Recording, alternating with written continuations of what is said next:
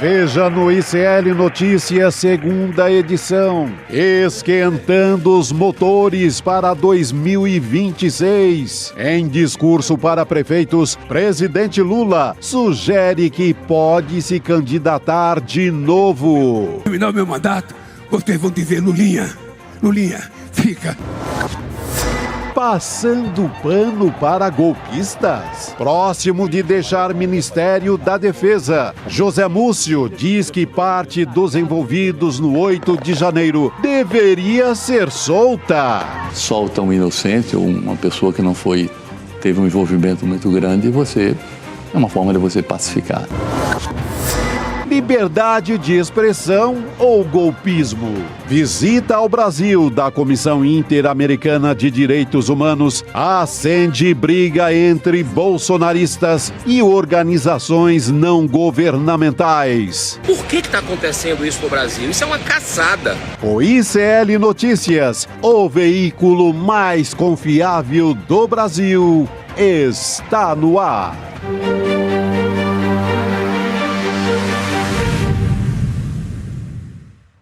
Olá, boa noite. Seja muito bem-vindo, seja muito bem-vinda. ICL Notícias, segunda edição, está no ar. Estamos ao vivo nos canais do Instituto Conhecimento Liberta e Eduardo Moreira no YouTube, também no canal da TV Trabalhadora. E para você que nos assiste pelo Rio Grande do Sul, pela Pop TV, boa noite também. Chega mais aqui na nossa mesa redonda com Rodrigo Viana, Chico Sá, boa noite. Prazer estar aqui mais um dia com vocês, meninos. Boa noite, prazer é todo nosso. Boa noite, contigo, meus amigos. Rodrigo, a comunidade. Vamos aí. Vamos nessa, porque hoje a gente tem mais assunto internacional, só que tem também novidade a respeito... A gente está sempre de olho nas eleições presidenciais futuras, né, em 2026. E o presidente Lula fez um gesto, né, uma sinalização importante hoje. O homem é candidato, né? Ele é candidato, a não ser que surja um milagre, um santo, um novo Padre Cícero, um novo Getúlio, que eu acho que não é o caso daqui para 2026, né? Ele acenou, nós vamos mostrar daqui a pouco no encontro com prefeitos. Não é que o Lula disse que vai ser, mas ele disse assim: aposto que quando acabar o mandato, vocês vão pedir para eu ser candidato de novo. Então, na prática, está lançando a candidatura. Uma maneira de responder também às articulações da direita, né, Gabi? Nós vamos mostrar tudo isso ao longo do programa. O Tarcísio andou falando também que pode ser candidato, os bolsonaristas estão se movendo. E vocês ouviram a fala aí do Girão, né, aquele senador, dizendo uma caçada contra a direita no Brasil. Não tem caçada contra golpista. Eu queria ver esse cara aguentar meia hora do Coronel Ustra. Ele e o Coronel Ustra. Que é o ídolo do chefe dele. Que é o ídolo do Bolsonaro. Os dois, frente a frente. O que as mulheres aguentaram. A Dilma? A Dilma, por exemplo, e outras mulheres de esquerda que enfrentaram, inclusive abusos sexuais, sabe? Aí vem falar de caçada, né? Caçada teve, no 8 de janeiro, caçada contra as instituições democráticas do Brasil e por isso essas pessoas criminosas estão condenadas e presas. Agora, vão tratar como coitadinho? O que me espanta... tratando, né, como coitadinho, Rodrigo. Isso quer dizer, o que me espanta não é o Girão falar uma barbaridade, mas o ministro do Lula. Também não me espanta, hein? Infelizmente não me espanta também, não. A gente vai falar a respeito disso daqui a pouco, trazer ipsis literis o que disse o ministro da Defesa. Mas não me espanta não, Rodrigo, sinceramente. Ele falou sobre a anistia do 8 de janeiro, foi bem impressionado, inclusive pelo jornalista, tentou dar uma sabonetada, mas teve que responder, né? Teve. Quer anistiar ou não quer anistiar? Ele já, quando ele assumiu, ele havia dito que eu tinha uns primos lá, uns parentes nos acampamentos dos militares, e já tentou amaciar desde lá. Sim. Ele foi colocado no cargo para isso, né? Foi. Bom, acho que nós vamos começar por aí. Posso ir aqui para o telão, Gabi? Vamos nessa. Olha, eu estava lembrando que quando teve a festa de posse do Lula, eu fui cobrir, né, a posse do Lula no Palácio do Planalto, e à noite teve a festa no Itamaraty. O único ministro nomeado... Não, teve dois. Eu conversei com dois ministros. Um deles foi o Múcio. Tirei até fotografia com o Múcio naquele dia. Boa. Ele de papo é muito bom, né? Claro, como todo sabonetão, é muito bom de conversa. Então eu tenho uma foto com o Múcio no dia da posse. E ali a gente já sabia que ele estava no cargo para fazer o diálogo com os militares, para tentar limpar as arestas com os militares. São as contradições do governo Lula. mais uma vez expostas. Bom, para quem não viu, do que nós estamos falando exatamente? O ministro da Defesa, José Múcio, um homem que vem do conservadorismo pernambucano, mais um homem de diálogo, que está com o ministro da Defesa, o Lula colocou ali, deu uma entrevista ontem no Roda Viva, no programa Roda Viva da TV Cultura, e falou sim em diminuir as penas para os baderneiros, para os golpistas de 8 de janeiro, acenou para a anistia. Isso foi um ato de indisciplina dentro do governo ou é um jogo duplo, um jogo combinado com o presidente Lula? Vamos falar disso a partir de agora. Primeiro, vamos escutar o que disse José Múcio, ministro do Lula, na entrevista ao Roda Viva. Um trechinho aqui para a gente assistir. Vamos lá. Devia ter uma dosimetria. Tem gente que quebrou uma cadeira, tem gente que armou esse movimento, o golpe, como você diz. Se for tudo comprovado, que este pague. Que este pague. Se foi um golpe, quem organizou que pague. Agora, e aqueles que foram, tomaram seus ônibus, estavam lá tirando foto de celular, tem os que entraram quebrando, tem os que ficaram do lado de fora. Tem todo tipo. Você não pode condenar uma pessoa, dar a mesma pena quem armou, quem financiou, a uma pessoa que foi lá encher o movimento. Foi isso que eu defendi. Eu acho que na hora que você solta um inocente ou uma pessoa que não teve um envolvimento muito grande, é uma forma de você pacificar. Esse país precisa ser pacificado. César. Ninguém aguenta mais esse radicalismo. Esse país precisa ser pacificado, ninguém aguenta mais esse radicalismo. Uma forma de pacificar é punir quem fez baderna, viu, Múcio? Essa é uma forma de pacificar. E não há dúvida que tem que ter dosimetria, né, Chico? Aliás, se o Múcio conhece alguém que foi condenado injustamente, ele pode, como ministro, ir até o Supremo e falar, olha, esta moça aqui que vocês condenaram há 14 anos, ela estava só passando, está condenada injustamente. Revejam a pena. Pode fazer, aliás, deve-se fazer. Mas até agora eu não vi. Eu vi gente condenada, ele fala em dosimetria, não pode condenar a mesma pena quem fez a confusão, quem participou da baderna e quem organizou, quem pensou, né, quem planejou todo o golpe. Sim, por enquanto os executores foram condenados. Os planejadores e aqueles que seriam beneficiados virão depois. Acho que a preocupação do Múcio é essa, né? Se pegaram 17 anos, os que quebraram tudo, jogaram cadeira do Supremo para fora, botaram fogo, fizeram necessidades, né, em cima dos símbolos da República, quantos anos vão pegar o Bolsonaro e os generais? Acho que o problema dele é esse, tentar aliviar para os generais. Poxa, se a turma lá pegou 17, os generais vão pegar 25? Pois é, Múcio. Então por isso que ele está falando em dosimetria, mas está falando em anistiar, indiretamente. Perceba como ele é ensaboado. Ele não fala que não houve nada, ele fala o episódio, ele fala aquilo que você chama de golpe, se refere a um repórter, não assume que foi uma tentativa de golpe, ele fica ensaboando. Também não diz que foi algo banal. Ele diz, não, houve tal, se houve golpe, tem que punir quem planejou, não quem estava só... Foi provado, né? Gente, está comprovado. Múcio, existe uma coisa chamada Supremo Tribunal Federal, julgou. Para o Supremo Tribunal Federal, é Supremo, daí que vem o nome. Essas pessoas são criminosas, golpistas, estão condenadas. Se você conhece alguém dentre os condenados, Múcio, ministro, que foi condenado injustamente, que estava só passando, que tirou só foto, que não quebrou nada, apresente os indícios para que os ministros possam rever. E tenho certeza que o caso vai ser reavaliado. Mas isso aqui se choca um pouco com o que o presidente Lula falou na semana passada, para as rádios. Vamos assistir o que disse Lula na entrevista às rádios de Minas Gerais, um trecho da fala de Lula sobre a anistia. Vamos lá. As pessoas são muito interessantes, né? Nem terminou o processo, as pessoas já querem anistia. Ou seja, eles não acreditam que são inocentes? Eles deveriam acreditar que ele foi inocente e não ficar pedindo anistia antes do juiz determinar qual é a punição. Ou se vai ter punição. O que nós estamos garantindo é um processo de julgamento altamente democrático, em que eles têm todo o direito de defesa. Agora, quando as pessoas nem foram condenadas e estão pedindo anistia, é porque as pessoas estão se condenando. Eles acham que fizeram exatamente aquilo que a justiça está dizendo que ele fez. Então, primeiro, espero o julgamento, se defendam, vai ter uma condenação, você ou não, vocês terão o direito de se defender, haverá o direito de defesa que nunca houve para mim, para ele vai haver. E se a justiça entender que ele pode concorrer às eleições, ele pode concorrer. E se for comigo, vai perder outra vez. Se for comigo, vai perder outra vez. Se for comigo, vai perder outra vez. O Lula estava falando da anistia ao Bolsonaro e aos generais, falando que como que eles estão pedindo anistia se nem foram julgados ainda. Percebam, o Múcio não está falando, teoricamente, dos generais nem do Bolsonaro. Está falando dos coitados lá que estavam passando e tomaram penas muito altas. Mas uma coisa está casada com a outra. O Múcio quer diminuir a pena dos executores, dos baderneiros, dos que quebraram tudo, para poder diminuir um pouco a pena dos generais quando chegar a vez deles. Essa é a tática. Mas você sabia que cerca de 500 acusados da baderna recusaram acordo de não persecução de pena?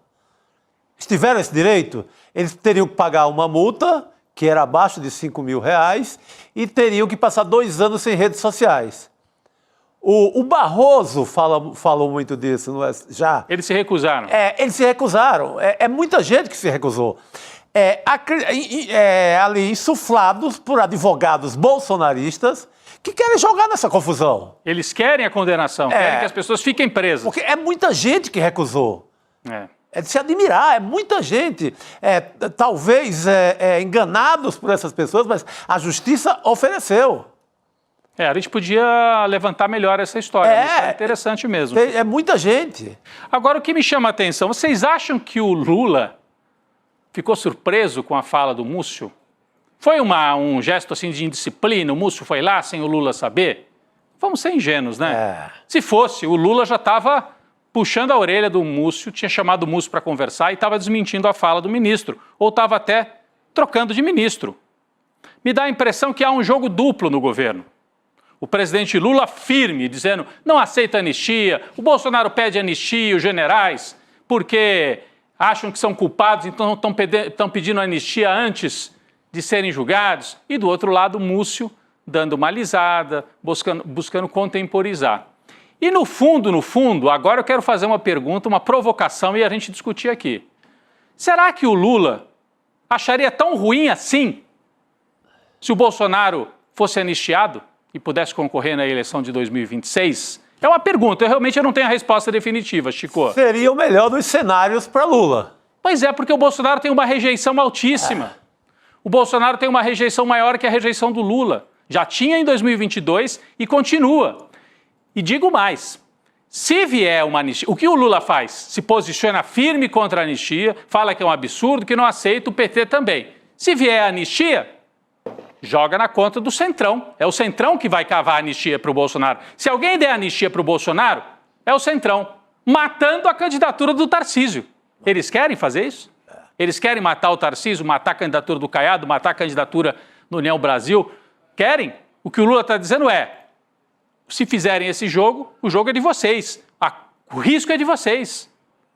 Não é? É um jogo duplo dentro do governo. Será que o Lula perde tanto assim se o Bolsonaro... Eu acho que o país perde. Eu acho que o Bolsonaro tem que ser condenado, preso, não pode ser anistiado. Porque a gente não está falando mais de calendário eleitoral ou de eleição, de disputa eleitoral. A gente passará a falar de uma impunidade muito séria. Muito séria. E acho que o Lula está falando contra essa impunidade. Tenho certeza que está falando contra. Mas se o Bolsonaro for candidato, aí no jogo frio da política, né, Gabi? Aliás, hoje saiu nova pesquisa Atlas, que mostra 2 coisas. Cresceu mais um pouquinho a desaprovação ao Lula. Temos aqui o quadro, olha aí, ó. A linha vermelha é desaprovação. Em dezembro, 49,8% desaprovavam, 47,8% aprovavam. Era um empate, né? Com 2 pontos, já um pouquinho mais desfavorável ao Lula. Aí você anda aqui 2 meses e abriu um pouco, ó. Tem mais gente desaprovando, 51 a 46, vai. Abriu um pouquinho, não muito, mas agora está em 5 pontos. Né? Tem mais gente desaprovando o governo do que aprovando. Ainda assim, o Lula está muito forte. 46% de aprovação para um governo que foi bombardeado, que passou pelo seu pior momento agora nos últimos 2 meses, é muita força. Né? Então, essa aqui é a pesquisa de hoje da Atlas Bloomberg. Desaprovação cresceu. A gente tem sentido isso, né? Teve essa questão dos preços. Tá assim, coerente com o que a gente está sentindo no noticiário. E aí vai para Cenário eleitoral. Olha, o Lula ganharia de todos os adversários. De novo, a pesquisa Quest já tinha mostrado isso. E a avaliação dos políticos, das lideranças políticas? Será que deu tempo da gente fazer a captura de tela? Temos aqui. Então vamos para o próximo quadro, a avaliação. Desculpa, tá, gente? Isso aqui foi de última hora, a gente separou, então está um pouquinho distorcido aqui, mas eu vou dar uma traduzida aqui para vocês. O Tarcísio tem uma condição de enfrentar o Lula, na teoria, melhor do que o Bolsonaro. Ele tem, hoje na pesquisa, ele tem menos voto, porque ele é menos conhecido no Brasil. Mas ele também tem menos rejeição. Olha aqui, o Tarcísio tem 48 que rejeitam e 44 que aprovam. O Lula tem 51 que rejeitam e 42 que aprovam. Olha o Jair Bolsonaro aqui embaixo, ó. Ele tem 57% de rejeição. O Jair Bolsonaro está entre os mais rejeitados. Mais rejeitado que ele, só o Arthur Lira, Rodrigo Pacheco e tal. Então, o Bolsonaro é um adversário melhor para o Lula do que o Tarcísio, em tese, por essa pesquisa aqui. E não é só pelos números. Não é só pelos números. A minha leitura política. O Tarcísio fecha, se for candidato, do mercado financeiro, da Faria Lima, a mídia tradicional, a burguesia tradicional paulista, os setores militares, a extrema-direita, tudo junto. Ele faz da centro-direita à direita uma grande frente para enfrentar o Lula. O Bolsonaro tem muito voto, tem muito apoio popular, mas tem uma rejeição grande e não fecha totalmente a elite brasileira. A minha impressão é essa, Gabi. Já não fechou quando foi presidente. Agora, teria uma situação ainda mais complicada. Ainda mais se for condenado e for anistiado depois. Vai ficar com a pecha de... Ele não chamava o Lula de descondenado? Ele também vai ter que ser um descondenado anistiado. Então, o Lula está jogando assim pro Centrão e dizendo, vocês querem salvar o Bolsonaro? Salvem. Salvem. Vocês têm voto para isso lá, anistiem. Fiquem com esse ônus. Matem a candidatura do Tarcísio. Interessante. Interessante esse xadrez que a gente vai assistindo e a pergunta que a gente colocou agora há pouco aqui, né, na nossa tarja na tela. Afinal, o Jair Bolsonaro é competitivo, livre, elegível, é ruim ou é bom para o Lula? Eu tenho a impressão que o Lula, até por aquela frase que a gente ouviu agora há pouco, ele falou, e o Bolsonaro, se for anistiado, se quiser, concorre de novo e perde de novo para mim. O cenário é esse. O Tarcísio, no meu entendimento, mais perigoso. Ele é ainda menos conhecido fora de São Paulo, mas é mais perigoso porque pode fechar uma frente mais ampla e dá a impressão de ser mais light. Não fala aquelas barbaridades, pelo menos não tantas, como o Bolsonaro. E o Tarcísio está no poder, está vendendo São Paulo, está se cacifando para ter um cofre eleitoral tamanho de uma montanha do rei Salomão. Então, é muito mais difícil enfrentar esse cara que está no poder e vai fechado com quem tem dinheiro no Brasil inteiro. Já privatizou a Sabesp, e aí ele vai assim, ó, votem em mim que eu privatizo a Petrobras, eu privatizo... ele vai vender todas as linhas... metrô de São Paulo. Ele vai chegar no momento da eleição tendo rifados água, luz, telefone, o que tiver pela frente, ele vai vender trilho de trem. Então, imagina, é o candidato amado da burguesia, do capital do Brasil. Totalmente. Então, essa encruzilhada, a direita tem uma encruzilhada aí. Fora que vai ter que enfrentar o Supremo, se quiser livrar o Bolsonaro. Porque os ministros do Supremo sabem que o Bolsonaro livre é um Bolsonaro forte para caçar, pendurar a cabeça, metaforicamente ou de verdade, dos ministros do Supremo nos postes pelo Brasil. Porque é isso que queria o Bolsonaro, executar, né, os ministros do Supremo, metaforicamente, ou, em alguns casos, os mais radicais... Eu não sei se é tão metaforicamente assim, não. Iriam executar de verdade o Alexandre de Moraes, segundo a investigação da Polícia Federal. O Lula, então, daqui a pouco nós vamos mostrar, Gabi, né, acenou para uma candidatura em 2026, tem uma disputa já na vice. Por quê? O Alckmin é do PSB, né? Veio para a chapa para dar aquela coisa, olha, o Lula não é o Lula só da esquerda, vem com o Alckmin junto. Serviu para isso, teve um papel importante, tem sido super leal ao Lula. O PSB já avisou, vai fazer questão de bancar o Alckmin de novo para 2026. Mas o PMDB, o MDB, está trazendo nomes aí para serem colocados como possíveis vices do Lula. Então, trocar o Alckmin pelo um candidato do MDB, a Simone Tebet, ou o filho do Jader Barbalho, o Jader Filho, né? Esses nomes estão colocados aí. Tem uma disputa já pela vice do Lula.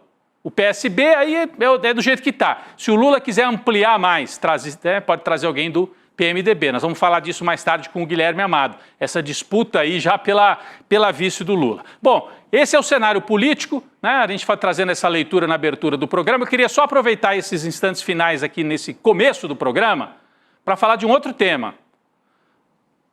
Manifestações na porta de embaixada e dos consulados dos Estados Unidos pelo Brasil.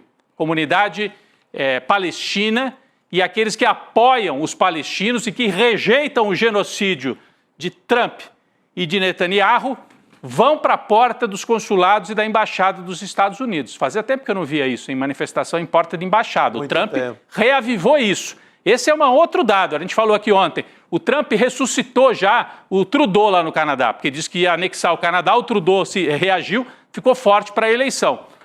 Se a esquerda souber confrontar esse absurdo do Trump de dizer que vai comprar a Palestina, Gaza, é uma forma de mobilização, né? Então, a Palestina não está à venda. Quinta-feira, 13 de fevereiro, nas embaixadas e nos consulados dos Estados Unidos em todo o Brasil. Em São Paulo, o consulado dos Estados Unidos... Não, isso aqui é do Rio de Janeiro, né? No Rio de Janeiro, na Presidente Wilson, lá no centro da cidade. Acho que agora há pouco a gente botou de São Paulo, na rua Henri Dunant, ali na região do Brooklyn, né? O consulado dos Estados Unidos, em Brasília, na Embaixada, em Porto Alegre, na Assis Brasil, em frente ao consulado dos Estados Unidos. A Palestina não está à venda, porque o Trump disse, eu vou comprar e vou mandar... Ele acha que pode, assim, desalojar, como se fosse, sabe, assim, que os palestinos fossem inquilinos ali, acabou o contrato, vou embora.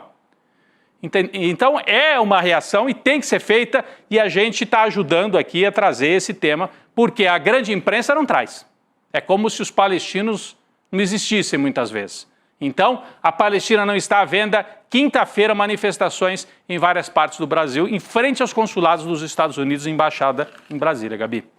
Muito bem. A gente tem muita coisa para discutir aqui hoje. Agora a gente vai voltar a falar aqui do presidente Lula. Mas sabe, Rodrigo, a gente estava comentando aqui do Múcio, né, dessa postura do Múcio. No Roda Viva também me faz pensar... Talvez seja estratégica essa questão, até essa frase do próprio Múcio no Roda Viva, porque ele também foi lá dizer, olha, o Lula disse para eu ficar, ele me pediu para ficar. Assisti o programa ali, né, com a fala do Múcio dizendo, foi um pedido de amigo. Então, ele aparecendo com essa postura aí de conciliador, que é algo que de jeito nenhum o presidente Lula viria a público falar algo nesse sentido, pode ser que seja... aquela coisa do bom policial e mau policial. Eu acho. Um jogo combinado, né? Sim. Porque acho que de forma alguma o presidente Lula tomaria essa puxada de tapete de um ministro dele no Roda Viva dizendo eu acredito que tem uns inocentes, então eu acho que aquilo ali tá... É um jogo duplo, né? Tá bem estratégico. É combinado, inclusive, ele mantém esse tom de agrado aos militares até onde der. É isso. E ele entrou para isso, né? Entrou para isso. O Lula diz que é absurdo a anistia, e o Múcio vem dizer, olha, coitados aqueles lá que tiveram só ali de passagem, por que penas tão altas? Parece que ele está defendendo aqueles, mas ele está defendendo, na verdade, os generais que serão julgados em breve. Sim. Se os executores pegaram 17 anos, os generais têm que pegar 22, 23, 24. É isso que ele está tentando, baixar a pena de 17 para 11, para os generais pegarem uma pena um pouco menor também. Esse é o processo em que o Múcio está envolvido nesse momento. E aí no final do ano passado até vazaram aquelas informações de que o Múcio estava querendo pedir para sair, chegou a conversar com o Lula e o Lula falou, não, Múcio, fica. Que você fique. Que é isso, que é essa postura dele aí até o final. Vamos ver até onde, né? Até onde, porque o julgamento está avançando. Mas parece isso. Vamos nessa conversar sobre essa afirmação também do Lula hoje, como candidato à reeleição em 2026. Não é bem uma afirmação, é um aceno, né? Um aceno. Está reforçando algo que a gente já vem acompanhando. Foi nessa abertura do encontro com prefeitos em Brasília. A Elô Vilela acompanhou essa história e vem contar pra gente como é que foi. A gente tem também a própria fala do presidente Lula. Elô, boa noite. Boa noite. Boa noite, pessoal. Olha, eu acho que foi mais do que um aceno, se a gente considerar assim, o acúmulo dos gestos que o Lula tem feito nos últimos dias. Naquela coletiva que ele deu lá no Palácio do Planalto, vocês se lembram que ele também já tinha mais ou menos sugerido isso. Eu achei, na minha avaliação hoje, foi uma sugestão bem mais forte, bem mais clara. E foi um comentário geral também, quando terminou a fala do Lula, várias pessoas, inclusive assessores de ministério, falando, nossa, lançou a candidatura mesmo hoje, hein? Então, assim, acho que foi esse um pouco do clima, e num lugar importantíssimo, que é um encontro, tinha mais de 20 pessoas no teatro onde foi feito, no Centro Ulisses Guimarães, aqui em Brasília. Ele foi muito aplaudido, e são prefeitos que foram eleitos agora, então são novos prefeitos, né? Então, um momento muito importante, onde ele se coloca como candidato para uma gama enorme de políticos, uma capilaridade gigantesca, né, gente? Porque são prefeitos aí do país inteiro que estavam lá presentes para falar de pautas que são importantes para eles, a presença de vários ministros, muitos governadores, líderes do governo na Câmara, no Senado, assim, muita gente mesmo, porque esses prefeitos têm, nesse momento, a possibilidade de discutir projetos que estão travados, que precisam de uma atenção especial, e o governo, esse governo, o presidente Lula, reinstaurou o gabinete dos prefeitos, que fica no ministério ali do Padilha, que é das relações institucionais, e era algo que tinha sumido, não existia mais. Então, é uma relação muito intensa que o governo Lula faz questão de ter com as prefeituras do país inteiro. Vamos trazer a fala do presidente Lula também para a gente ver como é que foi. Ele está descrevendo aqui para a gente. Vamos ver o que ele disse. Vamos lá. Eu resolvi andar para vocês verem como é que eu estou bonito, como é que eu estou forte e como é que esse país vai ser bem governado daqui para frente. Estejam certos. Não precisa ninguém falar. Eu sou muito humilde, mas eu duvido que na história desse país teve um presidente que já cuidou dos prefeitos como eu cuidei em 2 mandatos. E vou repetir agora. Quando terminar o meu mandato, vocês vão dizer, Lulinha, fica, porque nós precisamos de um presidente que goste de nós. Vocês viram quem estava ali atrás também rindo? O Mota riu, o Fica, Alcolumbre porque não nós riu. precisamos... O Alcolumbre não riu, mas o Alcolumbre depois Alckmin já deu um foi sorriso. encontrar com o Haddad e estava sorrindo com o Haddad, não com o Lula. Mas, Ilô, então, peraí, a frase, né? No finalzinho aí. Vocês vão pedir, Lulinha, fica. É isso, né, que ele disse. Porque ao final vocês do vão mandato. precisar de um presidente que cuide bem do Brasil, eu acho que ele terminou falando, né? Ou seja, vocês precisam de mim, gente. Acho que não pode ser mais claro do que isso, né? Para mim não restou dúvida alguma. Lula, candidato a 2026. Tá aí, tá declarado. Agora me chamou a atenção ali, bem no fundo, estava o vice Geraldo Alckmin, do lado dele o Hugo Mota, e soltou uma risadinha. Ele Vamos ver de novo? Ó, Simone Tebet, olha. Vamos ver de novo com o som? Pode ser, gente? Vamos lá? Uma frase importante para a gente acompanhar. Vamos lá. Eu resolvi andar para vocês verem como é que eu estou bonito, como é que eu estou forte e como é que esse país vai ser bem governado daqui para frente. Estejam certos. Não precisa ninguém falar. Eu sou muito humilde, mas eu duvido que na história desse país teve um presidente que já cuidou dos prefeitos como eu cuidei em 2 mandatos. E vou repetir agora. Quando terminar o meu mandato, vocês vão dizer, Lulinha, fica, porque nós precisamos de um presidente que goste de nós. Que gosta de nós. Lulinha fica. Que gosta de nós. Ele falou, nenhum presidente cuidou dos prefeitos tão bem quanto eu. E vocês vão dizer que precisam de um presidente que goste de nós. Gente, tá? E essa coisa dele ficar andando, ele fez o discurso dele andando no palco o tempo inteirinho. Foi a única pessoa que discursou que caminhou no palco o tempo todo. Que é o que ele tem feito, mostrar que está bem disposto, que está saudável, que está forte. E ele fala isso suficientemente para aguentar o rojão de uma outra disputa eleitoral e de mais outros 4 anos de governo. Fala, Chico. Não, o recado foi dado, mas o Lula, dos primeiros 2 mandatos, tratava melhor porque a grana estava mais na mão do executivo. A grana mudou muito de mão, a grana migrou muito para as emendas. Então, os deputados passaram a ter mais poder em muitas ocasiões do que o próprio Lula em relação às prefeituras queridas e preferidas. como a do Hugo Mota, por exemplo. O pai dele é prefeito lá em Patos, na Paraíba. E tirou foto com o Lula hoje. E a avó dele também. Tirou foto com o Lula. A avó dele é deputada estadual, já foi prefeita. Então, tem uma diferença política no mando, no comando. O orçamento do Brasil, no primeiro e no segundo mandato do Lula, estava mais na mão do Executivo. Nesse terceiro mandato do Lula, ele pega o modelo do Bolsonaro, o modelo imposto pelo Arthur Lira, um pouco desenhado já pelo Eduardo Cunha, que é o de dar total poder aos deputados, via emendas escondidas, emendas cheias de tramóia, como foi nos últimos tempos. Como o Flávio Dino tentou impedir, agora ele parece que não vai conseguir tanto. Então, esse Lula ele é menos poderoso no sentido de distribuir a grana, de fazer um agrado para a prefeitada. Mas, mesmo assim, faz um discurso político importante, dizer, olha, comigo o tratamento é melhor do que vocês tinham. E não dá para comparar com o Biden, né, gente? As pessoas aqui querendo forçar a barra, dizendo o Lula talvez não consiga chegar. Eu vi outro dia a entrevista do Ives Gandra. O Ives Gandra, que está com 90 anos, deu uma entrevista para a Folha, aquele advogado que estava ajudando o Bolsonaro e os generais a dar golpe. Foi entrevistado e disse, não, veja, o Lula vai chegar com dificuldades, porque vai estar com 80 anos. Compara o Lula com o Biden. Olha a vitalidade do Lula andando nesse palco. Zero dificuldades. E você compara...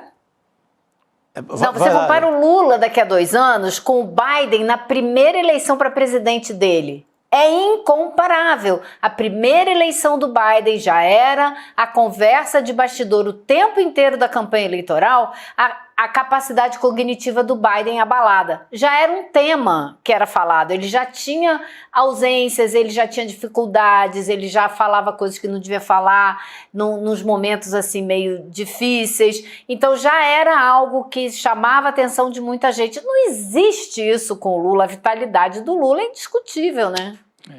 Então a frase é essa, Lulinha fica. Ele mesmo dizendo que o povo vai pedir, Lulinha fica, né? Tem que enfrentar alguns desafios, né? Essa pesquisa de hoje é um desafio. Ainda assim, depois de tanto bombardeio, ele tem 46% de aprovação. O que o governo sofreu nos últimos 2 meses, ali pegando de novembro até janeiro, é como nunca enfrentou. Sim, um bombardeio. A mentira do Pix, ela foi devastadora no país inteiro.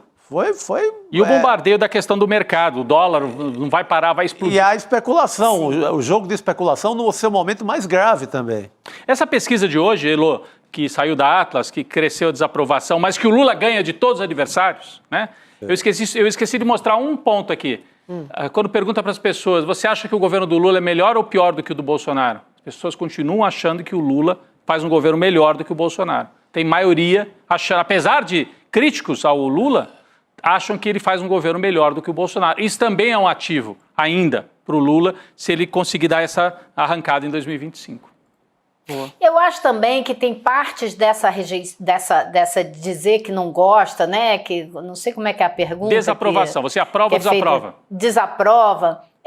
Existe também uma camada de desaprovação, né? A gente já parte de um patamar que existe uma desaprovação generalizada dos políticos, né? Então isso entra na conta de todos eles, você pode olhar que todos eles. Agora, eu gostaria de destacar que tem um político que tem uma desaprovação gigantesca, recordista dessa lista, que está lá no finzinho da lista, que se chama Arthur Lira. Não sei se vocês repararam. A desaprovação dele é disparada a maior.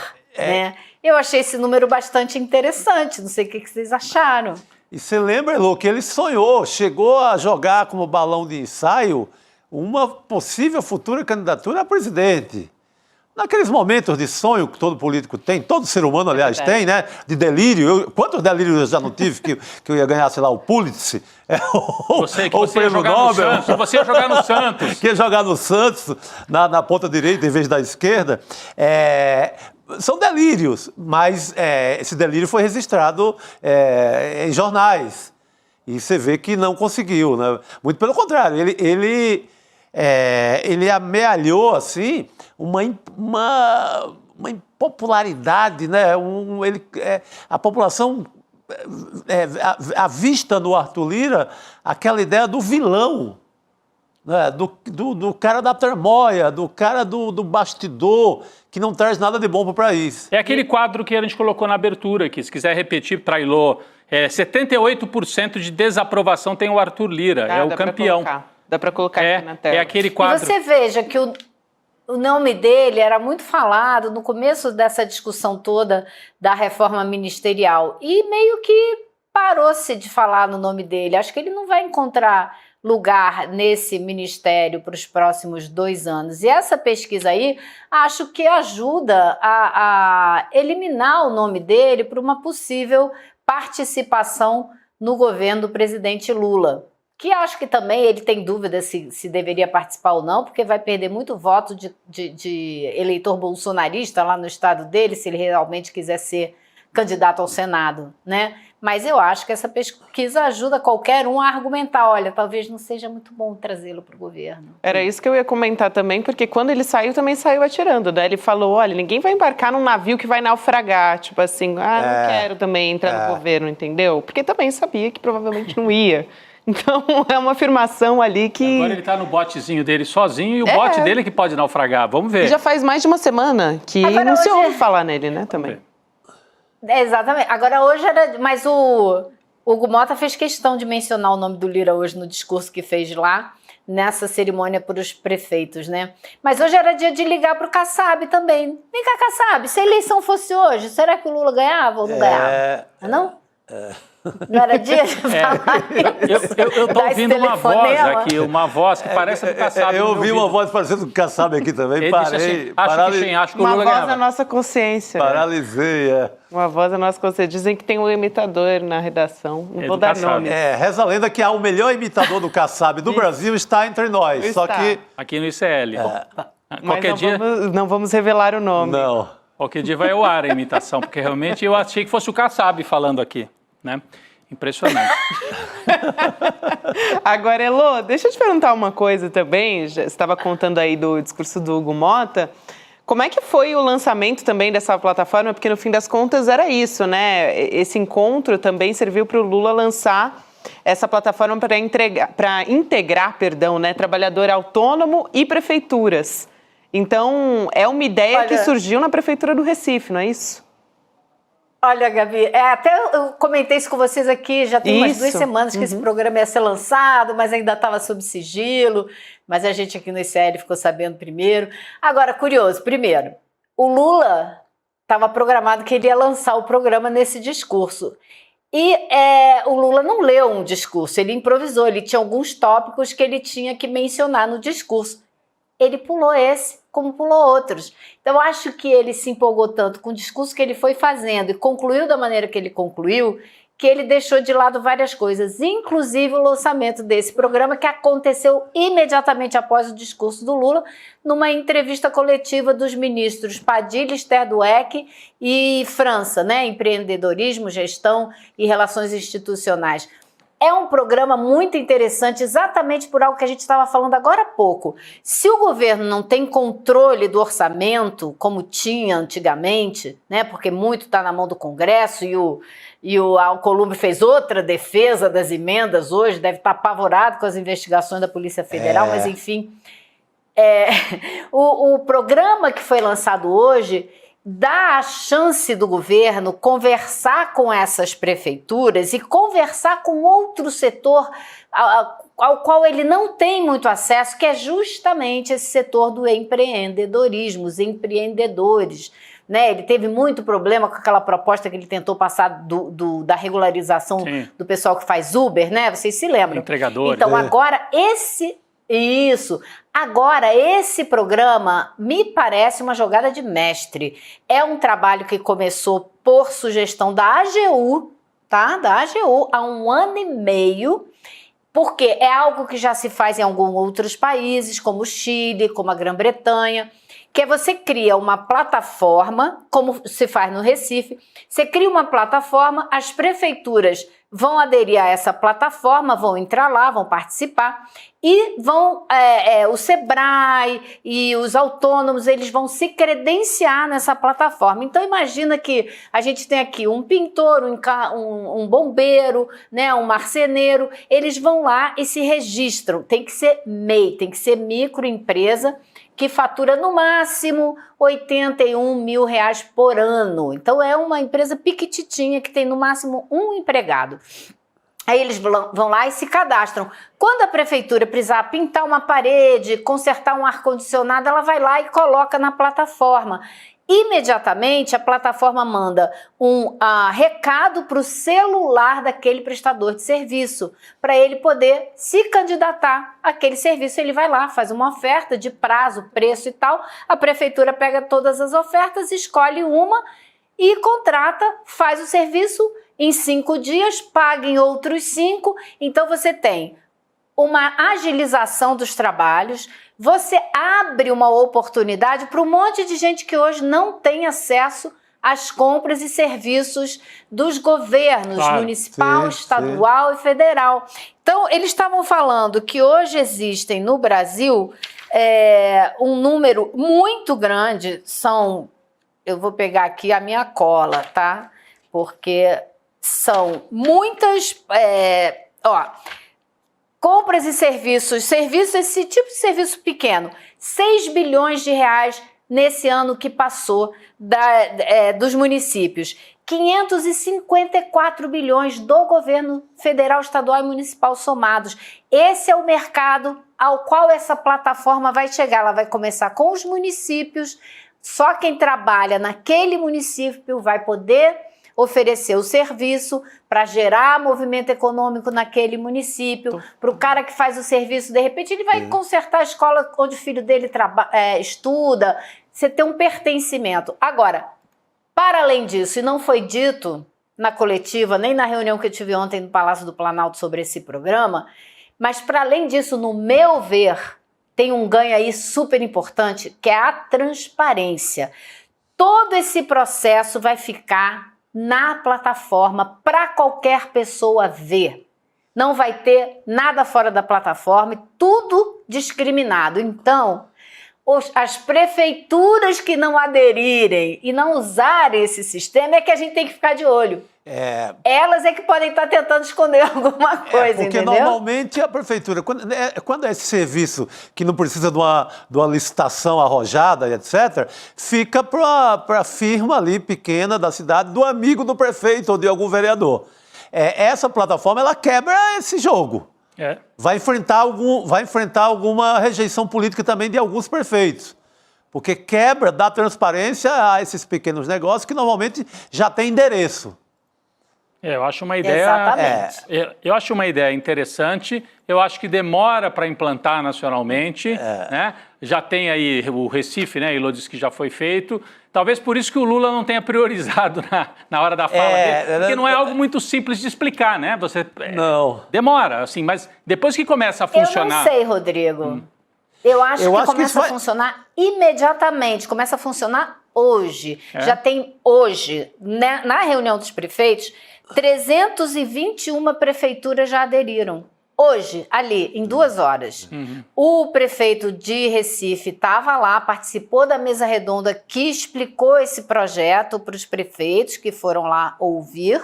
A empresa pública do município de Recife, que faz já esse trabalho, foi contratada para fazer essa plataforma para o governo federal apresentar. Então, assim, a AGU passou quase 1 ano e meio fazendo toda a formatação legal para não ter nenhum problema jurídico. Está tudo pronto, foi um trabalho demorado. Mas o sistema em si já estava pronto, porque o Recife já fazia. Então, eles pegaram esse trabalho do Recife e fizeram do tamanho que é necessário ter para o governo federal botar para as prefeituras todas. Perfeito. Então, vai entrar em funcionamento imediatamente. O que não vai começar de imediato é a ampliação que eles querem fazer, porque eles querem, em última instância, fazer isso para as compras compras e serviços de todas as esferas do governo federal, estadual e municipal, para todo mundo, e ficar tudo discriminado à vista na plataforma. Bom, Elô, eu queria também trazer aqui para você poder comentar com a gente esse novo capítulo, vamos dizer assim, da Guerra do Aço, né, que começou com o Donald Trump nesse último domingo, e a gente está muito na expectativa de qual vai ser a reação do Brasil. O Celso Amorim, que é assessor de assuntos internacionais da Presidência da República, conversou já com a Elô, né, muitas vezes, sobre quais são os movimentos do Itamaraty e tal. Ele conversou com o UOL também e disse que o melhor caminho para lidar com as sobretaxas dos Estados Unidos é a negociação. Então a gente já sabe qual que é o tom, né? Ele disse para a Raquel Landim o seguinte: o melhor caminho é sempre a negociação, uma guerra comercial não interessa a ninguém, mas não podemos ser totalmente passivos. Então, aí um recado, né? Quando ele diz que não pode ser totalmente passivo, é provavelmente a reciprocidade que vem aí. Não pode ser totalmente, só um pouco. Aí ele diz... Eu achei muito curiosa essa declaração dele, gente. A gente devia se debruçar sobre isso. Não ser totalmente passivo. Ele está dizendo o quê? É preciso ter uma resposta. Mas não ser totalmente passivo, ele está dizendo o quê? Que tem setores da diplomacia brasileira que são totalmente passíveis? Passivos? E que não deveriam ser? Né? Eu acho que tem aí um recado. Tem um recado para o As conversas que eu tive hoje no Itamaraty me dizem: estamos estudando, ainda não tem nada resolvido. Não sei. Ele disse também, falou de caminho de diálogo tal com os Estados Unidos, já que, segundo ele, as sobretaxas ao aço brasileiro prejudicam a própria indústria americana, como, por exemplo, o setor automobilístico. Eu tenho visto essa repercussão em basicamente todos os veículos da imprensa dos Estados Unidos. Assim, é geral essa avaliação. As fábricas que de pode causar uma implosão, aço, né? Se ele vier mais caro, nos Estados Unidos. Exato. Sem contar que também eles precisam, né? Essas fábricas também podem comprar produtos de outros países. Então, isso pode acabar gerando uma implosão.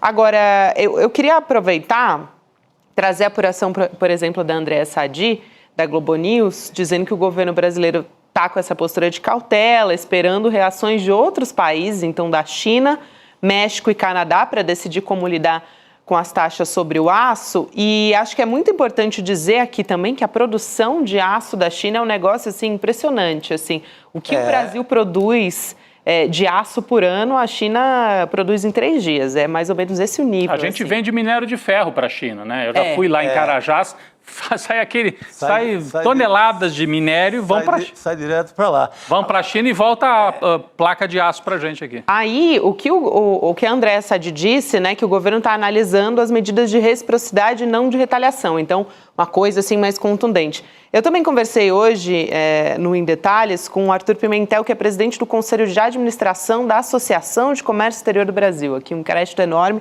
mas para dizer assim, ele tem uma experiência no setor, já trabalhou no Ministério do Desenvolvimento, na Secretaria de Comércio Exterior também, e ele também diz, olha, eu acho que o Brasil vai pelo caminho da negociação, porque no passado, o governo Trump, lá de 2018, já teve ali, ele entrou com taxa de 10% e depois foi entrando com negociações, mas dessa vez eu não sei se isso vai acontecer não, né, Lu? Ele está mais forte, né? E 25% é muita coisa. Depois reviu, né?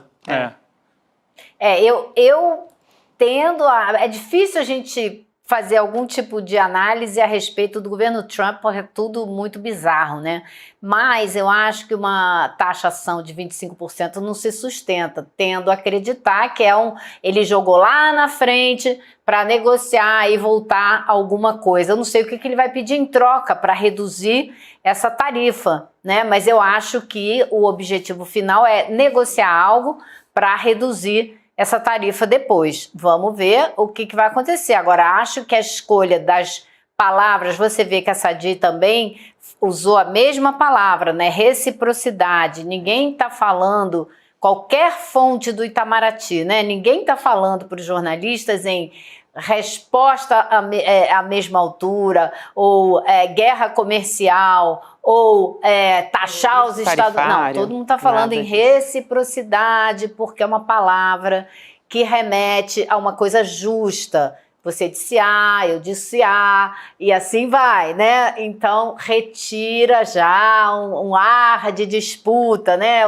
Vocês sabem como é que é a diplomacia, né? a escolha das palavras é muito cuidadosa, tremendamente cuidadosa. Então é isso que a gente está vendo aí. Agora, um cuidado para falar disso, para não exacerbar os ânimos e não jogar lenha no circo do Trump também, né? Agora, aquela ideia que o Haddad desmontou ontem, pelo menos publicamente, né, que veio a Mônica Bergamo, publicou de que as Big Techs poderiam ser taxadas como retaliação, não foi só a Andréa Sadi que apurou, né, que realmente o Itamaraty está afastando essa ideia, assim, não sei se porque repercutiu de uma maneira, né, assim, que também pode não ter sido muito bem vista. Agora, essa fonte que eu conversei também disse a mesma coisa, olha, eu não acredito que vai ter uma resposta em outros setores, isso não faz muito sentido.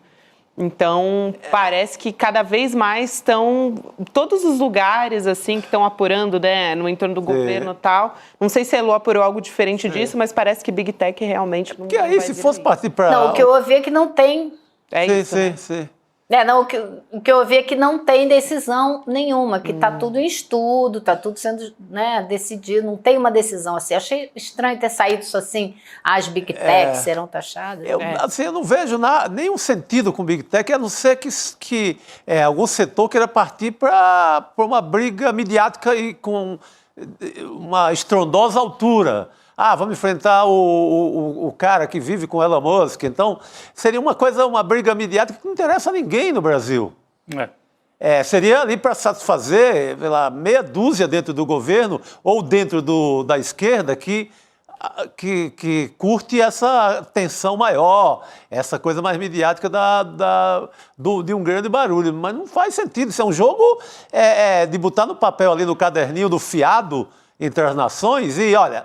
Se taxa aqui, eu vou ter que taxar outra mercadoria do mesmo setor. E eu acho que vai ter uma pressão também, já que não tem a Organização Mundial de Comércio mais funcionando, eu acho que tem uma pressão lógica do grande dinheiro. Pega essas empresas que lidam com aço no Brasil, não tem nenhuma empresa brasileira para começar. Tem empresa ali com parte de capital do Brasil, quase nada. A empresa, você pegar a ArcelorMittal, Índia... aí você pega a Ternium, Itália e Argentina. É a Gerdau, né? A Gerdau está lá. A Gerdau a Gerdau está vibrando de alguma forma, porque... Vai se beneficiar, ela está lá, ela trabalha já nos Estados Unidos, então com esse preço seria favorecida pelo Trump. É curioso porque o Gerdau é um grande patrocinador de institutos, de think tanks ultraliberais, que acham que tem que ser liberalismo total. E agora está lá metido nessa guerra. Ele deve estar torcendo para pela tarifa. Mas assim, você não tem um dinheiro brasileiro, você tem a Uzi Minas, mas privatizada ainda pelo Collor, também ela é cheia de ações de tudo que é lugar do mundo. Mas gera emprego aqui, né? Sim, não, a questão do emprego é importantíssima. Eu digo que esse dinheiro do mundo todo, ele também é um dinheiro de pressão lá dos Estados Unidos. Sim, nesse sentido, né? Tá. Digo no lobby da pressão, para a queda das tarifas. Você sai um pouco só do terreno diplomático e vai na negociação do grande dinheiro do mundo. Grande capital, inclusive com participação de dinheiro dos Estados Unidos nessas empresas. Sim.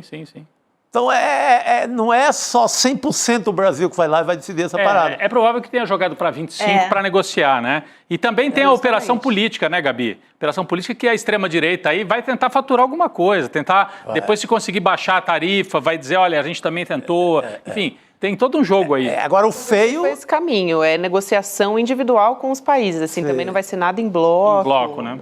Agora o feio é você pegar governadores como o Zema, de Minas Gerais, o estado que mais produz aço no Brasil, grande exportador de aço, lá onde está a maioria dos empregos, não dá um pio. Tava com o bonezinho aí de... Patriota, tá com o bonezinho de Trump. Sabe, cadê esse patriota? Vai deixar os mineiros desempregados, sabe? E não dá um pio? Eu queria também trazer um outro assunto aqui, gente, se vocês me permitem, ainda tem a ver com Trump e com taxações, mas é no sentido de reação, não de reação, né, de reciprocidade nesse caso, mas é reação da sociedade mesmo. Assim, uma ofensiva contra essas falas, né, e esse caos todo que o Trump está instaurando. É uma petição dinamarquesa, já tem mais de 200 mil assinaturas. O Trump já falou, né, que iria comprar a Groenlândia e tal, né? Comprar a Groenlândia, anexar o Canadá, anexar o Panamá. Só isso, viu, Rodrigo? Só isso. E é um território dinamarquês, né, quando a gente está falando da Groenlândia. E essa petição está propondo que a Dinamarca compre a Califórnia. Compra a Califórnia. Só querem o melhor estado? Então, a gente colocou aqui na tela, né? Vamos comprar a Califórnia do Trump. A próxima aventura da Dinamarca. Aí, olha só, você pode colocar ali os dados e tal, né? É mais como uma espécie de chacota, uma provocação. Eu preferia que o México comprasse. Mas já tem 200 mil assinaturas. O México, né? Ou devolvesse ao México, né? Não sei. Texas, um pedaço da Califórnia, né? E Arizona.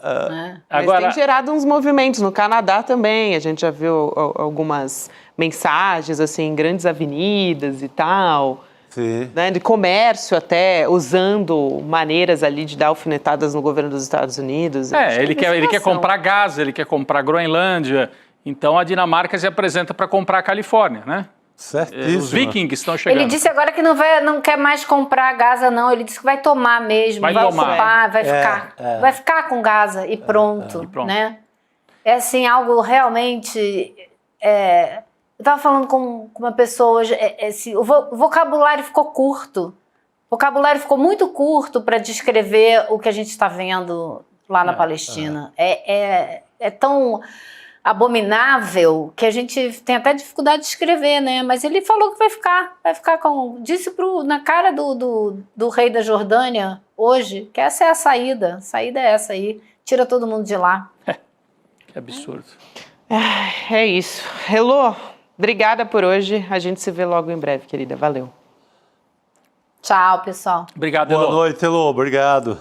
Vou voltar a falar aqui de Brasil, gente, só que agora de Jair Bolsonaro, né? A gente estava aqui, vem conversando sobre isso ao longo dos últimos dias e a gente vai voltar a esse assunto sobre a denúncia da PGR, a expectativa no entorno disso, né? Da apresentação da denúncia da PGR contra o ex-presidente e também os outros investigados, né? Os outros investigados são mais 39 pelo golpe de Estado por conta do 8 de janeiro e também as conspirações ali de assassinato contra o próprio presidente Lula, o vice-presidente e tudo, e o ministro Alexandre de Moraes. Tem duas informações que estão circulando, que o entorno do Bolsonaro está esperando por essa denúncia antes do carnaval e também que essa denúncia vai ser fatiada. A gente já falou muito disso aqui, né, Chico?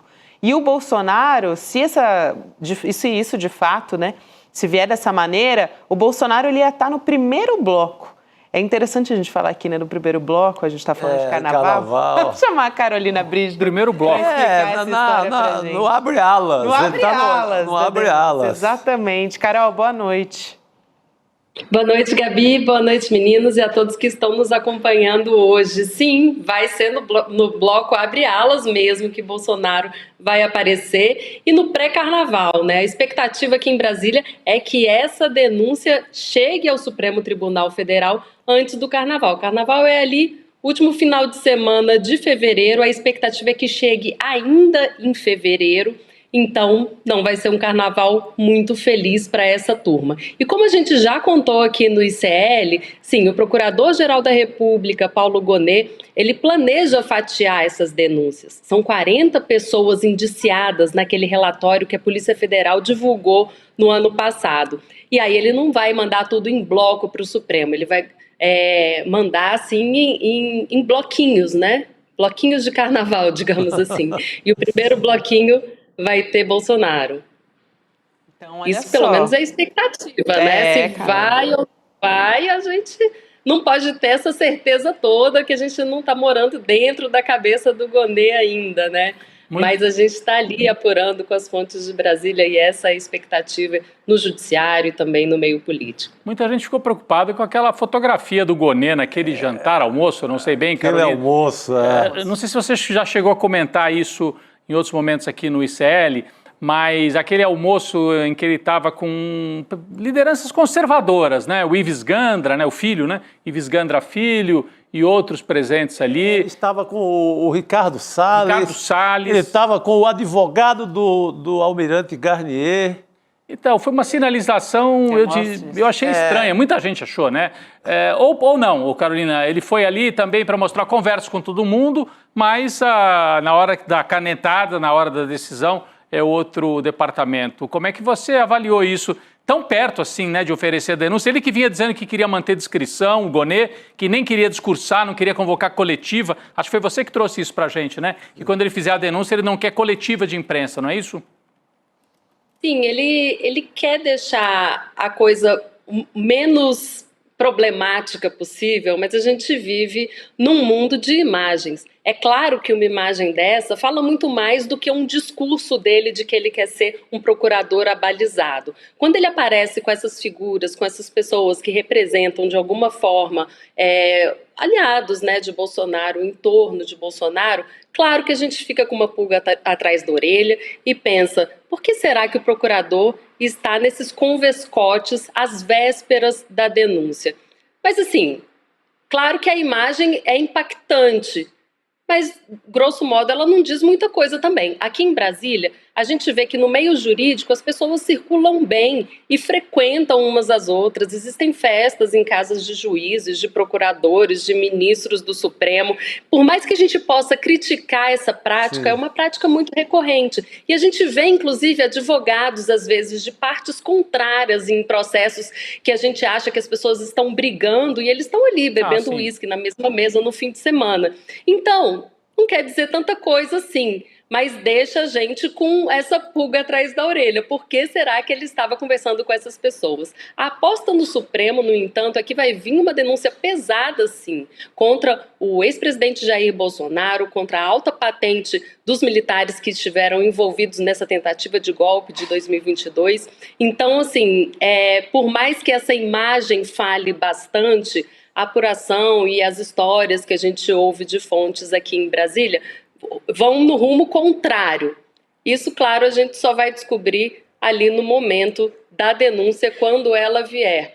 Assim como vocês estão na expectativa aqui em Brasília, não se fala em outra coisa. Até rapidinho, Gabi, eu falava aqui com o Demore esses dias, o Leandro Demore, né, com a Márcia Cunha, nossa chefe diretora de redação. Se sair a denúncia, a gente entra com live e aí vai durar horas, hein? Se sair a denúncia do Gonê, na hora que tiver, o ICL vai estar mobilizado para acompanhar. Deve ser um catatal ali, né? Mesmo sendo o primeiro bloquinho, ali, não sei quantos componentes terão esse bloquinho aí. Vai ser um abre-alas forte. Assim. Mas o abre-alas é pesado, porque deve sair com, assim, eu imagino, pela lógica da hierarquia, com Bolsonaro, Braga Neto, General Heleno, a turma segundo a patente, né? As patentes aí. Bolsonaro é capitão, mas no golpe ele era mais do que general. Ele era o marechal do golpe. Então o ICL está mobilizado aqui. Assim que sair a denúncia, nós estaremos com a equipe de Brasília, de São Paulo, de todo o Brasil, do Rio de Janeiro também, para acompanhar tudo isso, Gabi. Agora, eu queria... Imagina a hora que sai essa denúncia, o tanto de repórter fantasiado em bloquinho de carnaval que não vai aparecer ao vivo, também. Né? Porque a gente não sabe que vai chegar. Então, assim, folgas suspensas, né? Todo mundo em estado de alerta. Eu queria só complementar o que disse a Carol aqui sobre essa história do Gonê, né? Que muitas vezes a gente não tem ideia de como acontecem esses almoços, né? Jantares ali em Brasília.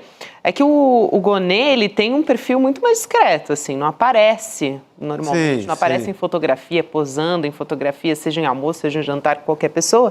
E também, até quando, no ano passado, se falava muito do perfil.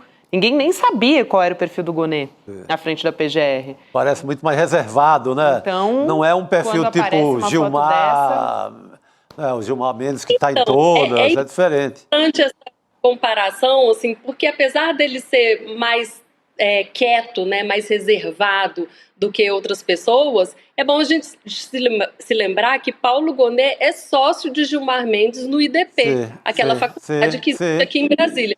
Então, assim, eles são super próximos, frequentam, sim, a casa um do outro.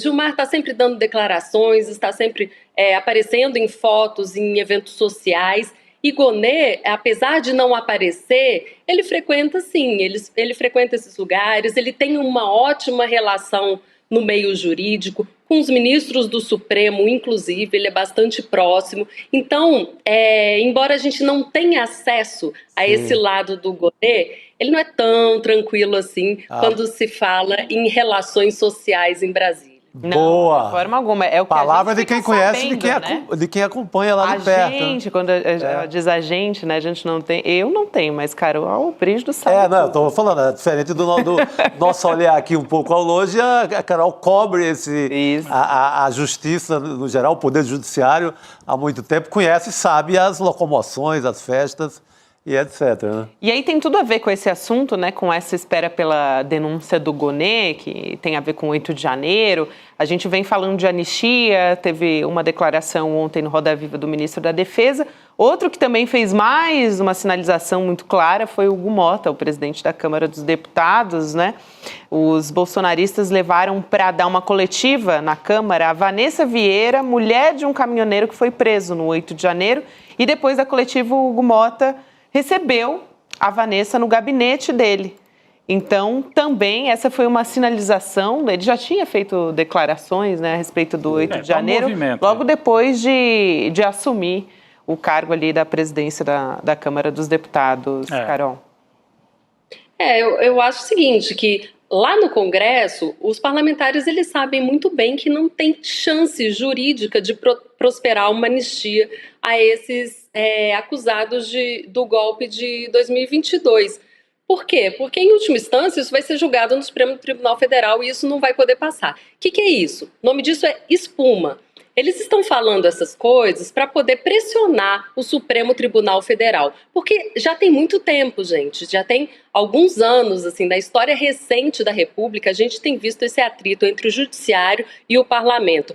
O Congresso Nacional costuma dizer que o Judiciário avança em pautas que deveriam ser tratadas pelos parlamentares e o Supremo reclama que os parlamentares, na verdade, não agem e eles tomam a dianteira para tomar as decisões. Está acontecendo isso, por exemplo, essa é uma guerra silenciosa que a gente vê. Vai ter um julgamento que vai ser retomado, que é do Marco Civil da Internet. É aquele julgamento que pode resultar em regulamentação das redes e de plataformas de internet no Brasil. Os parlamentares não têm interesse que isso seja regulamentado agora. O Supremo quer avançar nessa construção. Os parlamentares se sentem invadidos. De alguma forma, isso passa a ser uma ameaça. Falar, olha, a gente vai julgar anistia, hein? Então é um jeito dos poderes disputarem poder entre si.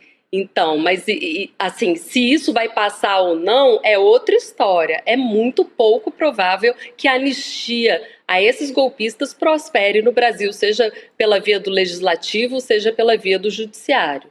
Muito bom. Eu também, aproveitando essa história da anistia, eu queria trazer uma outra história aqui relacionada a golpismo também, mas nesse caso liberdade de expressão. O que eles dizem que é liberdade de expressão, né? Porque é uma operação danada. Desculpa, Gabi, você já ia fazer, já me... Não, é porque é uma história muito complicada, né, Rodrigo? É complexa. A gente estava até conversando aqui na reunião de pauta. Tem uma visita que é do relator para a liberdade de expressão da Comissão Interamericana de Direitos Humanos, que é o Pedro Vaca. Então, vamos lá. Basicamente, para dar o lead da história, virou um embate entre bolsonaristas e também entidades da sociedade civil. Ele veio para o Brasil depois da OEA receber denúncias, aqui eu estou usando entre aspas, mas denúncias dos bolsonaristas, né? Disseminação de fake news, enfim, que foram feitas, algumas feitas pela sociedade civil e outras feitas pelos bolsonaristas, de que haveria falta de liberdade de expressão no Brasil, de que existe censura no Brasil. É algo que já está tentando se fazer colar, né? Inclusive até nos Estados Unidos já teve discussão sobre isso. E aí, nesse domingo, esse relator da OEA esteve com o ministro Luiz Barroso e também o ministro Alexandre de Moraes no Supremo, e eles falaram do ato do 8 de janeiro ali, né? Dos golpistas do 8 de janeiro. Hoje, depois disso, né? Aí a gente está vendo o encontro com os ministros. Isso é a foto no domingo, né? Os enviados da Comissão Interamericana com o Barroso e o Alexandre de Moraes. Né? Agora essa é outra foto. Ele se reuniu, esse Pedro Vaca também, com deputados bolsonaristas. Aí a gente está vendo ali Bia Kicis, no meio está a Carla Zambelli, tem o Van Hatten também, Marcel Van Hatten, tem o Gustavo Gayer também. Na sexta-feira vai ser outro encontro, gente, também dessa história, com entidades progressistas nesse caso. Então, o Instituto Vladimir Herzog, Artigo 19 e por aí vai. Eu acho importante a Carol ajudar a gente a entender essa história, né?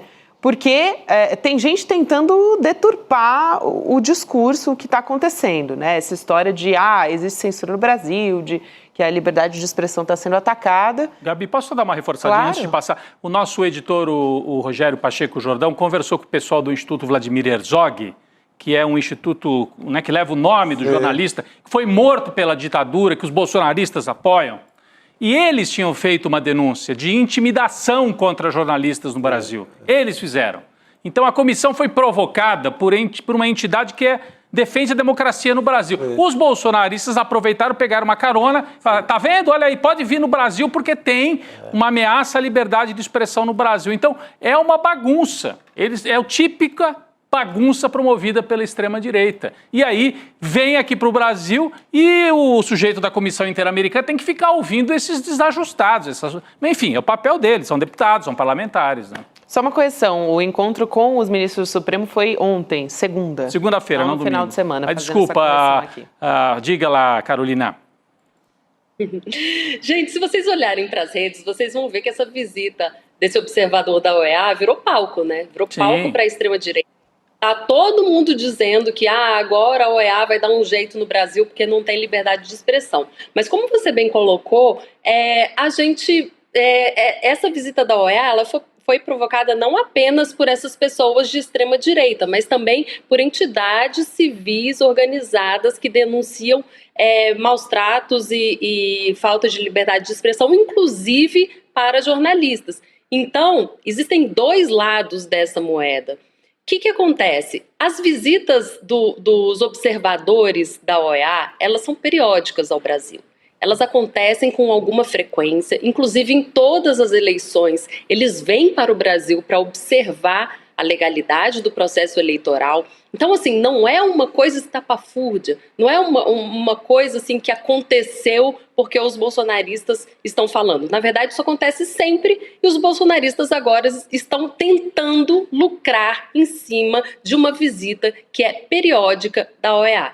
O que acontece? Na verdade, essa visita ela tem muito mais um efeito moral, digamos assim, um efeito político, do que uma consequência jurídica para o país. Esse Pedro Vaca, ele vai elaborar um relatório sobre tudo que ele viu aqui, em questão de liberdade de expressão, nesse tipo de situação. Tanto da direita quanto da esquerda, independente do que for. Ele vai observar tudo, vai produzir um relatório, vai levar para a OEA. Isso não significa que vai acontecer alguma coisa prática no Brasil. A OEA é uma organização que respeita a autonomia das nações. A OEA não pode falar, olha, agora prende o Bolsonaro, agora prende o Lula. Não é assim que as coisas funcionam. Existem relatórios produzidos pela OEA com recomendações para o país, se for o caso. Agora, existe também a Comissão Interamericana de Direitos Humanos, que é uma entidade que é ligada à OEA, uma entidade autônoma, diga-se, e essa comissão, ela pode sim abrir um processo específico sobre algum caso específico de violação dos direitos humanos no Brasil, mas para isso precisa ter uma denúncia específica, precisa ter uma averiguação in loco para ver se isso de fato está acontecendo e abre-se um processo na Comissão Interamericana de Direitos Humanos. Agora, isso é uma questão muito mais para a diplomacia do que para o judiciário e para os políticos brasileiros resolverem. Porque quando isso vai para a OEA, na verdade, assim, não tem ingerência da OEA para o Brasil. Isso é muito importante que se diga e que se esclareça para os brasileiros. Esse cara não está aqui para subverter toda a ordem nacional. Ele é um observador que, dependendo do que ele observar, ele vai emitir algumas recomendações para o país. Eu acho que para reforçar isso que eu estava falando sobre deturpação do discurso, né, que uma parte dessas pessoas que estão envolvidas todas nessa história ali da extrema-direita estão tentando fazer, A gente tem, por exemplo, o senador Eduardo Girão, ao lado do deputado Van Hatten, postando um vídeo nas redes sociais, citando Anderson Torres, que foi um dos indiciados por golpe do 8 de janeiro, como se ele fosse uma vítima de perseguição, sendo que ele é citado no relatório da Polícia Federal. Então, na avaliação desses bolsonaristas, a Polícia Federal é um alvo, está cometendo censura, está contra a liberdade de expressão. Não faz sentido. Mas vamos assistir esse vídeo para a gente entender um pouco melhor também o que eles estão dizendo. A Polícia Federal sempre foi uma entidade muito acreditada pelo brasileiro. Mas a gente está vendo um destacamento, não sei até que ponto está havendo uma cooptação pelos poderosos de plantão para esse tipo de perseguição. Um absurdo que aconteceu também com Anderson Torres, que está lá com o PAD em cima dele, querendo atirar o salário, querendo demitir. Então, por que está acontecendo isso no Brasil? Isso é uma caçada. O Anderson Torres não é o que tinha a minuta do golpe na casa dele? Sim, tá. Cópia. Só isso que eu queria saber. Não é o que tirou férias no dia da invasão dos prédios? Que fugiu de Brasília para deixar o palco montado. Pois é. Então, assim, caçada de quem? Caçada eu vi no dia 8, que tentaram caçar os 3 poderes. Né? Tentaram suspender os 3 poderes com a anuência dos bolsonaristas e dos militares que mantiveram os acampamentos lá em frente aos quartéis. Né?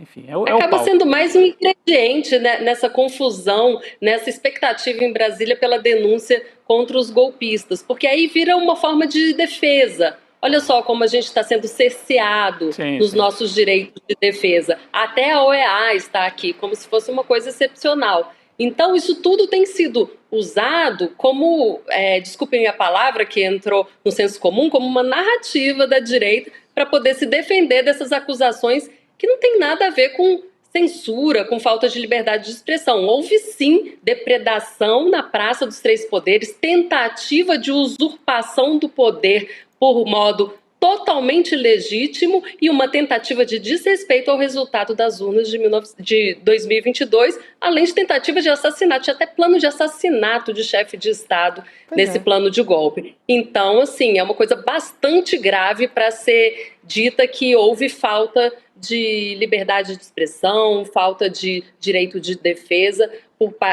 que eles tiveram esses direitos cerceados por parte do judiciário ou de qualquer outra instância brasileira. Carol Brígido, sempre um prazer te receber aqui, querida. Obrigada por hoje. Obrigada, gente. Até a próxima. Boa noite, querida. Obrigado. A gente volta a falar do presidente Lula. A gente estava comentando aqui do discurso dele em Brasília, né, dando a entender que deve disputar a eleição em 2026.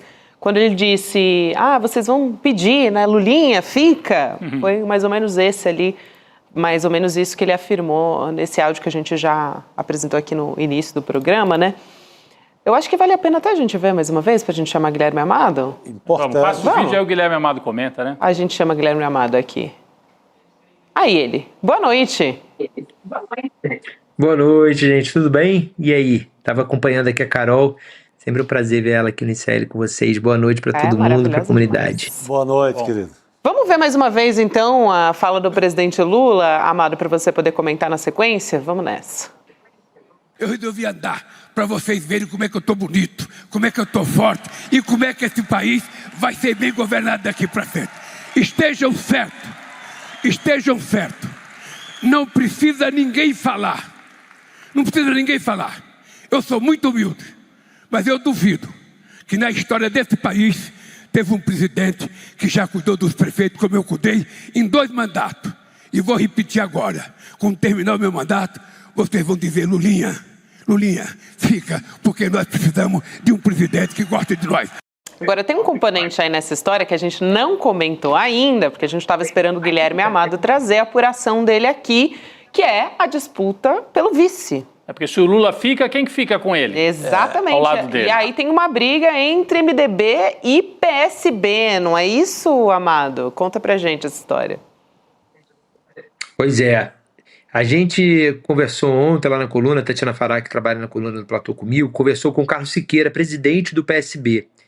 E ele falou, aí deu uma declaração para ela forte, a primeira declaração que vindo do PSB, de que eles querem Alckmin de vice.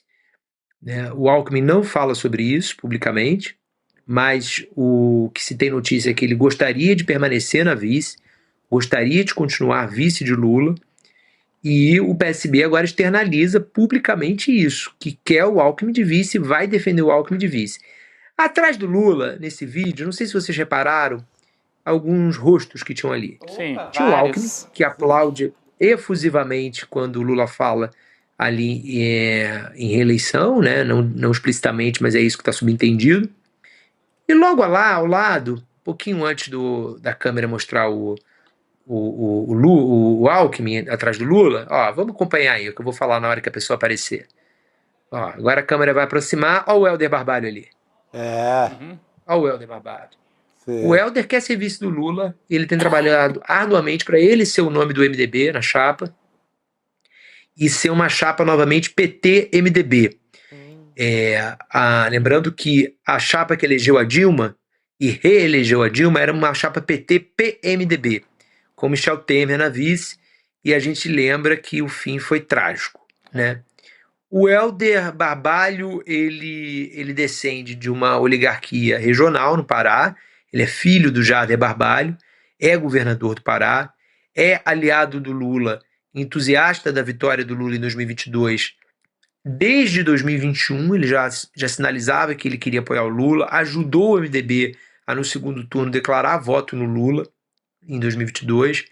É um dos governadores com quem o presidente tem uma das melhores relações dele, tá fazendo a COP30 em parceria com o governo federal e tem tentado trazer o MDB cada vez mais para o governo, para pelo menos o MDB estar na coligação do ano que vem. Mas ele quer ser vice do Lula. Quem gostaria de ter vice do Lula também no MDB é o Renan Filho, filho do Renan Calheiros, também parceiro do Lula, aliado do Lula há muito tempo, só que o Renan Filho tem uma configuração regional diferente do Helder, que é a reeleição do pai. O Renan Calheiros hoje precisa eleitoralmente mais do Renan Filho do que o Renan Filho do Renan Calheiros. Realmente ele teve uma troca de geração. Então, para o pai ter um palanque forte para a reeleição dele ao Senado no ano que vem, o grupo político deles tem defendido que o Renan Filho saia governador do estado novamente, para ele disputar o governo do estado, ele dar palanque ao pai e ser uma reeleição mais tranquila, uma campanha mais tranquila para o Renan Calheiros ser reeleito. Lembrando que lá em Alagoas tem disputa com o JHC, que é o atual prefeito de Maceió, bastante popular, que vai para o Senado, vai tentar o Senado, e tem disputa também com Arthur Lira, que tem uma máquina grande de prefeitos ali trabalhando por ele, de uma aliança que ele consolidou muito por base das emendas parlamentares. Então vai ser uma disputa forte pelo Senado lá de Alagoas, 3 nomes fortes, 2 vagas. Então o Renan Filho pode acabar desistindo de tentar vice para garantir a reeleição do pai e tentar se eleger novamente governador de Alagoas. Agora vamos falar do Alckmin. Queria perguntar para vocês, o que vocês acham aí, gente? Vai dar Alckmin? Vai dar MDB? Quem vocês avaliam que tem mais chance de ser vice do Lula? Olha, para o governo, para o Lula seria melhor, eleitoralmente, ter uma vice ou um vice do PMDB e garantir mais espaço para o PSB, inclusive ministério mais forte para o Alckmin, quem sabe a Fazenda, e por aí vai, ampliaria mais a chapa.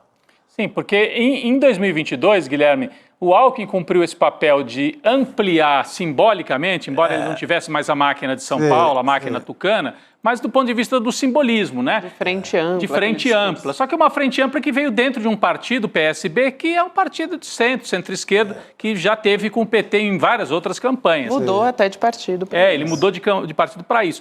O MDB seria aí você ter um passo a mais, né? Porque agora, na campanha passada, a Tebet saiu separada, só teve apoio no segundo turno. Né? Você pode ter um efeito bom no próprio Centrão a partir de agora, se você sinaliza com o PMDB. Sim, e também, como o PSD está dando aquela costeada no alambrado, né, para talvez não sair, né, junto com o Lula pode falar, bom, se o PSD não quer, o PMDB quer, né? Então você amplia a chapa desde o primeiro turno. Você ia falar, né, Não, Gabi? eu ia falar justamente isso, Rodrigo, porque seria Simone Tebet, né, vamos dizer assim, uma que tem que ser outro votado, nome. um outro nome, seria um nome, seria uma mulher, porque agora até o mais Alckmin não tem forte, tanto né? apelo quanto teve nessa época, né? Um nome até mais forte. Você não tem a máquina do Pará de voto ali, mais garantido. Tem uma simbologia, mas não mas sei, Guilherme, você acha que o Jader está mais forte para isso dentro do PMDB do que a Simone hoje? O Helder.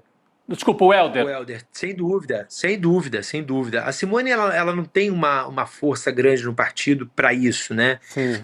Ela é um nome grande do MDB, em pesquisas ela aparece, pesquisas que o MDB faz, ela aparece com o mesmo peso de importância para o partido que o Michel Temer e o Ulisses Guimarães, olha só. Então, assim, estamos falando do presidente da República, né, e do talvez o maior nome da história do MDB, antes de virar PMDB, né, que é o Ulisses Guimarães. E a Simone aparece lembrada pelo eleitor no mesmo patamar dessas duas pessoas. Então não é trivial a força dela junto ao eleitorado. Mas dentro do partido, a Simone não tem a força que o Helder tem, né? E ela está numa posição dentro do governo que é muito complicada, porque ela está à direita do governo do PT, né? Ela é uma política de centro-direita, com algumas posições às vezes de centro-esquerda, mas na economia sem dúvida posições de centro-direita.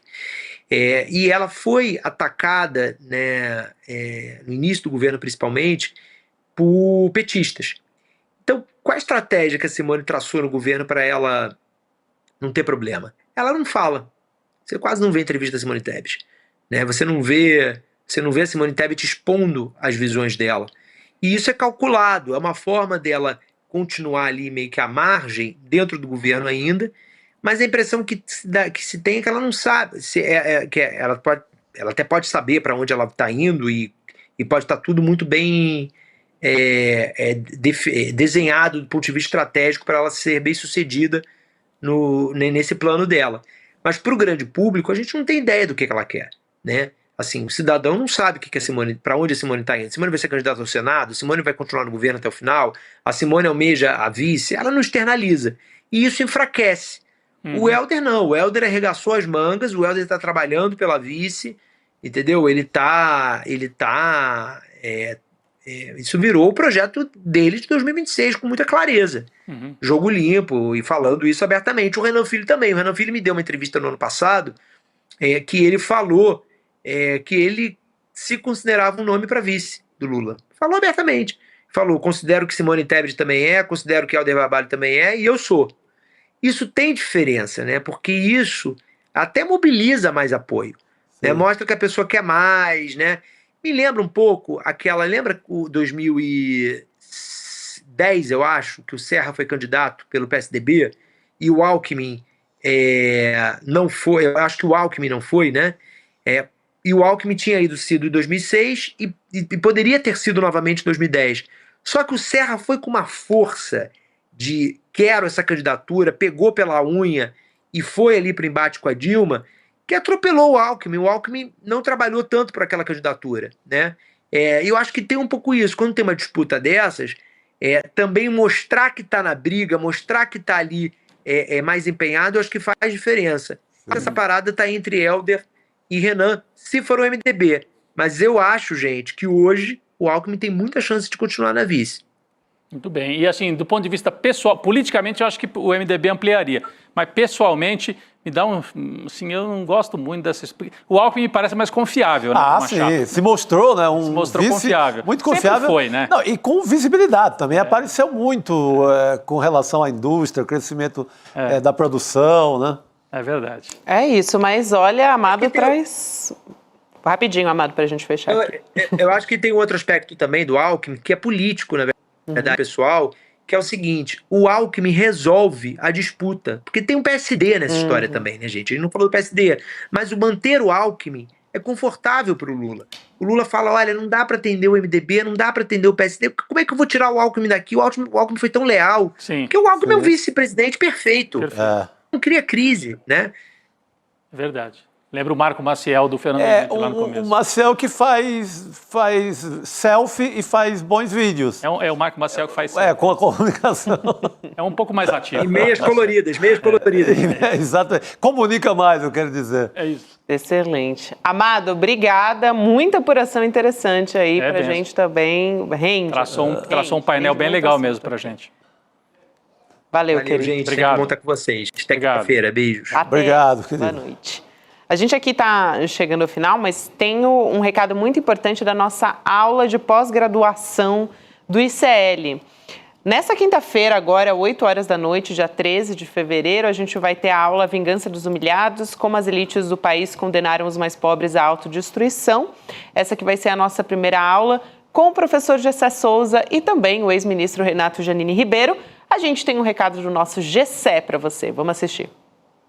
Meus amigos, meu nome é Gessé Souza e eu estou aqui para convidar vocês a assistirem a aula magna que eu vou dar, juntamente com o professor Renato Janine Ribeiro, A Vingança dos Humilhados. Como as elites brasileiras condenaram os mais pobres à autodestruição. Essa aula vai ser dada no dia 13 de fevereiro, uma quinta-feira, a partir das 20 horas em todos os canais do ICL. E essa é a última chamada para que você possa participar da primeira turma da pós-graduação do ICL, que já é histórica. Tá aí a nossa pós-graduação em parceria com a FESP de São Paulo, começando aí com o pé direito, né? Com o Gessé Souza, Renato Janine Ribeiro. Muito bom para a gente acompanhar, todo mundo pode, não é só aluno não, hein, gente? Então se inscreve aí, cln2.com.br, para assistir de forma gratuita. E muita gente mandando recado aqui no chat, perguntando, hoje é aniversário do Eduardo Moreira? Eduardo Moreira. Sim, hoje é aniversário de Edu Moreira. Mandar um beijo aqui para ele, né? Nossos votos de muita saúde. Parabéns, Edu. É isso aí. Muitas realizações. Sim, nossa audiência não esquece também. Vamos. Para todos Muito nós. bom. É isso aí. Vamos crescer juntos. Vamos nessa. E a gente tem espiritualidade na ação agora, hein, gente? Com Frei Davi. O tema de hoje é: existe manipulação da proposta de Jesus nas igrejas cristãs? O convidado é o pastor André Guimarães. Então a gente acompanha a partir de agora. Vamos nessa? Chico Sá, Rodrigo Viana. Amanhã estaremos de volta. Boa noite para todo mundo. Amanhã tem mais.